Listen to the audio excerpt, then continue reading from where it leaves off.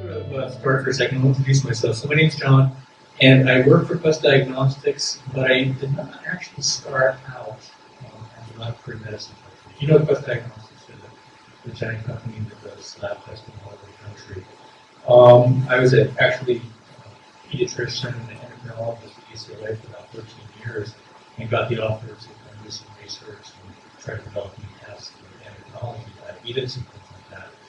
And I jumped at it and been there for about 13 years, and actually have loved it. But one of the keys is that we are trying on a regular basis to bring things that are really valuable to the customers out there, to the customers. Actually, ultimately, the patient. We want to make sure that we're offering good tests and that people are using it correctly. It's the doctor. We want to make sure that they have the right things to order, what to order. But nowadays, it's also the health. It's all the groups that want to make sure you're using things effectively and efficiently.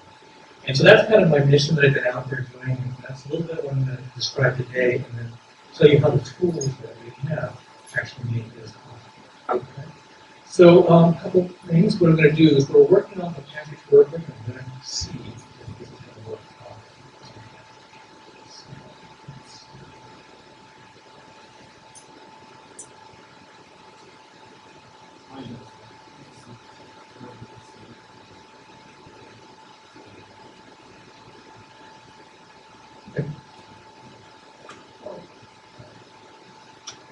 So basically what I want to do is go through a little bit, and first I want to kind of give you an example of the most basic product, I guess you could call it, that we do. Primarily when I go and visit a hospital, and we look at the work that they send out to Quest Diagnostics. So it's a very small subset. We have good control of the data because we know our own data formats and everything like that. It works great. And frankly, I've been doing this for years, even before Alteryx came around, so it's not that Alteryx was critical for this. But I found it being very helpful to spin up a lot of processes, automated a lot of processes, and had to be manual before.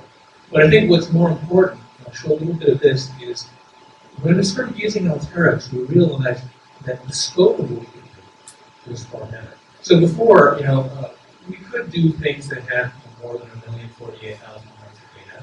Obviously, Excel fails miserably. But you can access other things as well, or if you have some database, use it as well. But I want to spin that randomly laptop. And Alteryx offers you the ability to bypass Excel and build in large systems. And now somebody has me 3.6 million. Alteryx did a great job of that.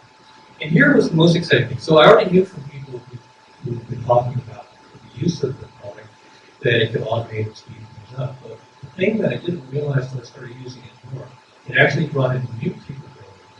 And really to tell you what that is, so we've been working with the data for customers that come to us, and it's already in our database. We know the structure, we make sure it's clean and everything like that. It's not too hard. But what we've now been doing is actually under a consulting agreement, non-disclosures, all this stuff, taking customer data without any hospital or a health network, and taking their data, every bit of it, not just what they send out to us. And that means we don't even know ahead of time what the data structure is. We don't know if it's clean, generally it's not. And but in a sense, in a way, I'm a little worried that using the tool has made me a little too over-optimistic. I kind of feel like I can go in, I don't care what the data I feel confident that I can take it, clean it, blend it, and get the insights, kind of insights I receive. Okay? So let me sort of start so it's more concrete with what we actually do. And really dumb, simple stuff, right? We look at the volumes, we take a year of work for what they send us. This is one hospital. These are real, it's a real academic hospital. I've anonymized all the names, so if you see a Dr. Snow White, the point is we do really boring things. We look at things like, where is it located? By the way, I've changed the zip code, so there is no major academic hospital in the middle of the National Forest. Okay? This is actually, I've changed the zip code to our laboratory. So by the way, if anybody ever is traveling down the Ortega Highway, okay, and there used to be, before we had any signs that said Quest Diagnostics or anything, there used to be this mysterious dark building, kind of thing, there. It was dark gate and everything like that. And so people used to say, what do we do? Is it strange animal research? Or how many people remember the movie Colin? It's a long time ago. By the way, you guys are too young to remember that movie. Go watch it. It's a fun movie. It's too long. Anyway, if you remember, Genevieve Bujold, the heroine of it, kind of sneaks out to this really weird institute out in the middle of nowhere. And I always kind of felt that before we had the present diagnostics on, people were always thinking, that's where we keep the bodies. So the point is that we often start, showing people some eye candy, a little bit of that. But part of it is to give them an idea that these are live data. We're doing this either by WebEx or in person.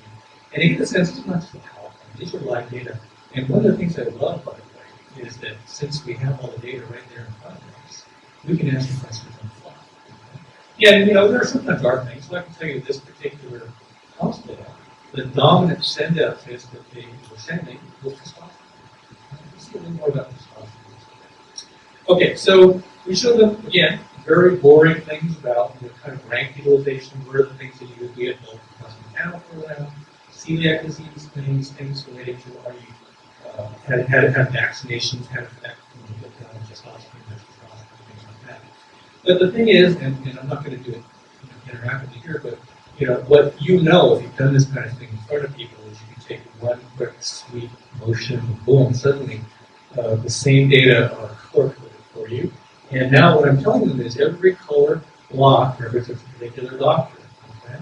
And you can see what tests are widely distributed in terms of who orders it. You can see that this particular one here has a dominant doctor ordering that. Now, this is not surprising to them because this imaginary doctor, imaginary name here, Dr. Gennaro, is the rheumatologist. And it makes sense that she would be the one to order this kind of test, which is a autoimmune type test.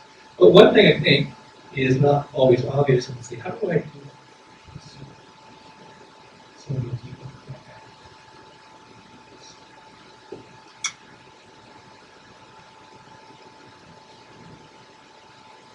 Okay, so if I zoom in a little bit on this particular test here, you notice that the sort of pinkish color and the kind of goldish or greenish color on the right there, they have two doctors who are responsible for ordering 30 to 40% of all of that particular test. And this, by the way, I remember this very vividly. They were very surprised when they said, why are they ordering that? First of all, if you happen to know anything about tests, this is not a very common test to order. It's actually very unusual. And as you know, what you can often do with this kind of thing is, let's see, how do I come back?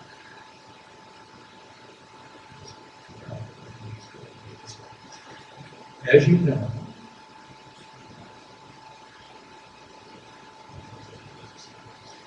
one of the things that you can also do is you look at this doctor, okay, and say, okay, this is one of the doctors that's ordering most of those tests. And I can say they're right on the spot, here with the hospital different. I can say, well, let's look at everything else at this hospital. And my subject matter knowledge, I can look at that and tell you, oh, this doctor has a new specialty for this hospital that they're not used to. They don't have a team. This doctor is ordering these strange thyroid tests, or more unusual thyroid tests, things with estrogens, heavy metals, celiac disease, certain kind of minerals, things like that, a lot of allergy-related things. So I can tell you right away that this doctor has what they call integrated or holistic medical type of practice. And it was kind of interesting to me that when I was talking to the hospital laboratory, they had no idea that two of these doctors had moved onto their staff and were starting to order these kind of tests. And I said, this is probably a good time for you to sort of have a sit down with them and ask them about their practice patterns, the kind of patients they see, the kind of tests they order, so they weren't caught by surprise. And again, these were in their data, but they didn't, so we showed them. Okay, so moving on a little bit. Okay, obviously we can do boring things like time series, and we can do things like, this is not for this group, this is not all unusual for people who don't do this on a daily basis. The ability to take the time series over a year and see what's growing, what's shrinking, what's staying the same. But not only that, to sort of be able to sort of pull out, combining the two stratifications that we saw, the color for the doctors and the time stratification. Now I can tell you that this really truly is the dominant order consistently of estradiol, female hormone. for this particular hospital. And again, a lot of this may not be news to them, but I guarantee you, almost every single view that I show, especially as it scrolls through, something pops out as usual. Okay. So just to sort of go through quickly, we look at the age and sex of the patients, some whom things are being ordered, and we break it down to the test. So I can say, okay, so celiac disease. By the way, does anybody know what celiac disease is? Anybody heard of that? It's where you're allergic to gluten. And, there's an awful lot of people out there who are going gluten-free, even if they don't have celiac disease, so it's got a lot of attention. A lot of people get screened for it, even if they don't have any symptoms other than being tired, things like that. And this goes to show you predominance of women, and actually quite a few young women. And I have to tell you, this was actually a little unusual in terms of time. So we also have data from many hospitals to know what's common and what's different. Okay? A condition called lupus is something that's much more common. It's an autoimmune disease, much more common in women than men. And so this pattern is expected, right? Much more in women than men.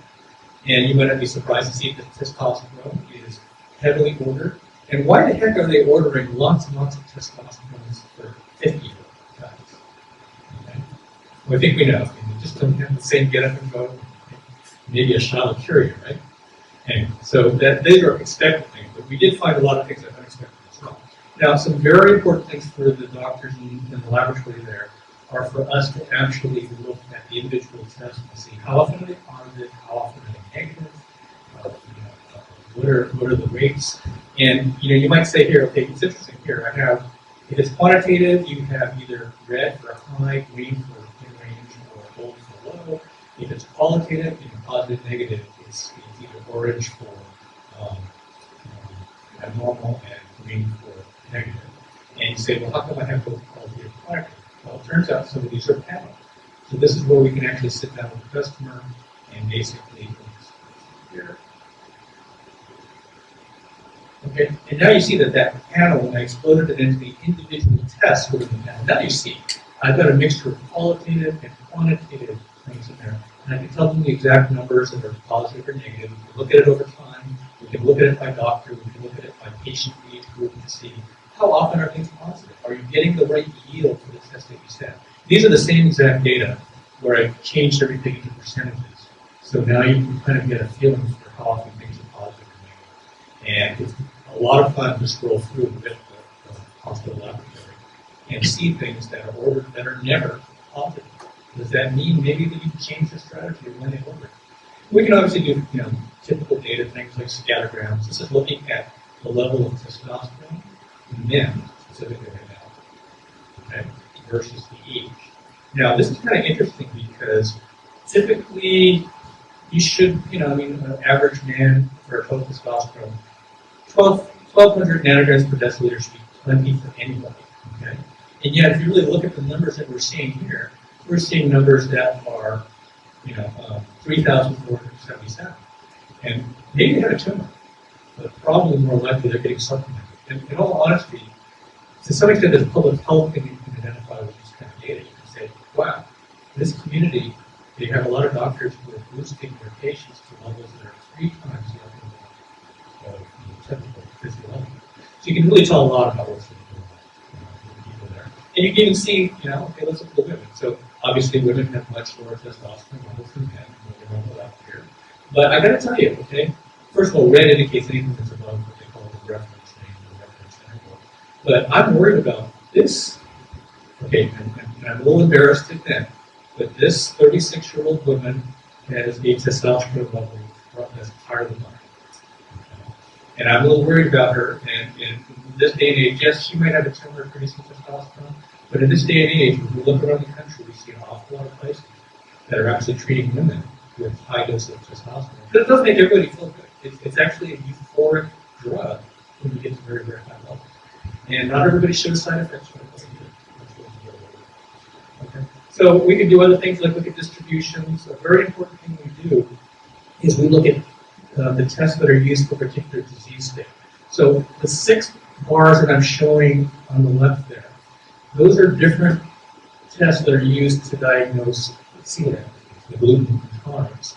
And the key is that, we actually find guidelines about what the literature say, what the professional societies say. And I have to tell you, the tests that you really should order as your first line tests are the 2 on the left. Okay. The next one, the third bar, that's the second line test. The next two bars are probably their third line test. And the last bar is a test that, frankly, we want to get rid of. We don't want anybody to order it. We want to get rid of it. The only reason you can't get rid of it is people keep ordering it. And they yell when you don't have it. But the point is, you see all those numbers, and they're pretty high numbers. It's like 1,700. They're ordering all of them. These doctors are ordering shotgun testing and very unselective. Okay? And we can, and this can get kind of sensitive, we can actually drill down and show them which doctors are doing that. So they know exactly who it's going to be. So it's very actionable, very granular. Okay, so let me now get into the meat a little bit of what we're doing. Oh, and we could do a couple other things too. We can also, by the way, these are kind of fun things, and these are familiar, I think, but it's kind of fun.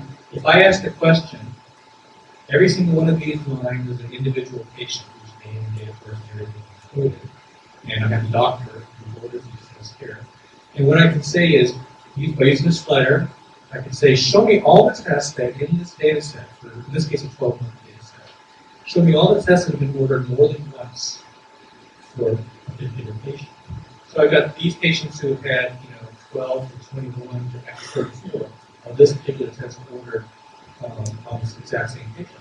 And actually, that's okay. This is a transplant-related test. I'm not too worried about that. It's something I think makes sense. Okay? You've got to monitor the levels. But I looked at this one with them and I said, these are unusual. Okay? These are antibodies related to a particular skin disease. It's called pemphigus, basically.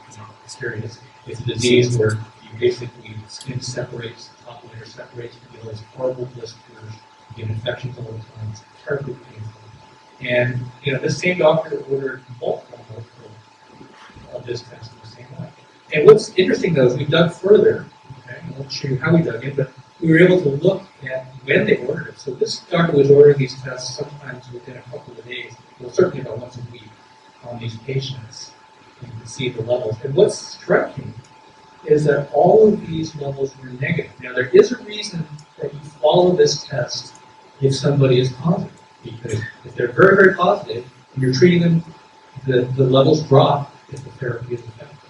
But what was totally positive is, why is this doctor ordering this test every week on people who don't even have elevated antibody levels? Okay? It was actually very interesting. He was actually a study.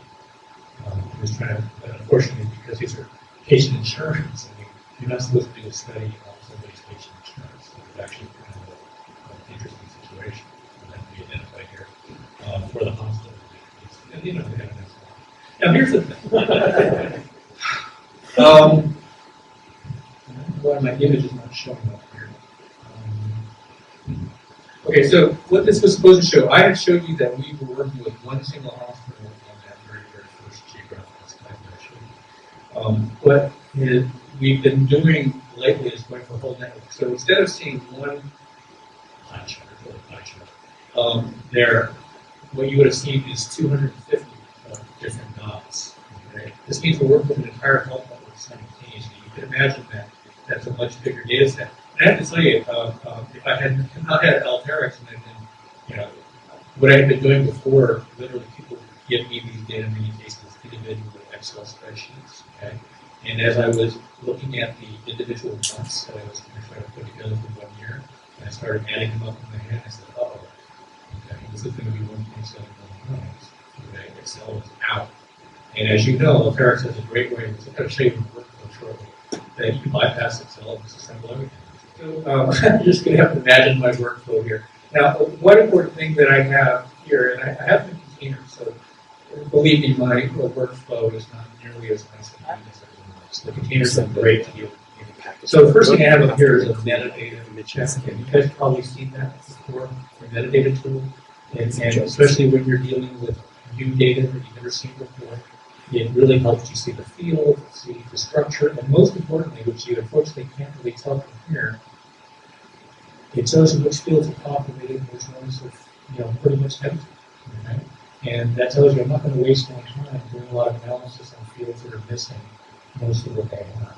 Okay? It also tells you I actually have what I call an archetype metadata file that has everything as it should be. If it's the ideal clean version, I have that. And when this flows in from the input data that I have here, it does a comparison to see, if there are any mismatches in the data. Because occasionally people do give you data that, there's very many mismatches. So it always start out with that when you're dealing with Florida thing. I have date conversions, okay, and I can do new calculations, create new fields. A lot of hospitals, when they give us data, they give us ages. And if you're an infant, your age is either 0 or 1.